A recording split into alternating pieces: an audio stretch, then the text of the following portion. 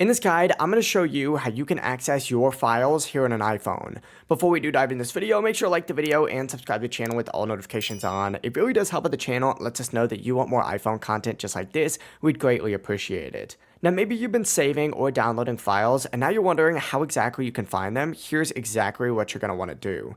First, go ahead and locate the Files app on your iPhone. By default, it's usually on the second page of your home screen.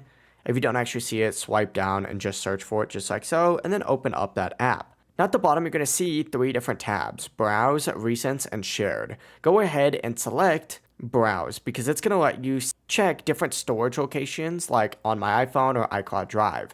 Now, Recents is just going to show you files that you've opened or downloaded recently, and Shared is where you're going to find files that have been shared with you from other people. If you are specifically looking for your downloads, once again, go into the Browse and then go into On My iPhone or iCloud Drive and open up the Downloads folder just like so. From here, you can tap into any folder and open up whatever files you would like. Super simple. If this guide did help you out, don't forget to like the video and subscribe to the channel with all notifications on. It really does help with the channel and lets us know that you want more content like this. Have a great rest of your day. Peace.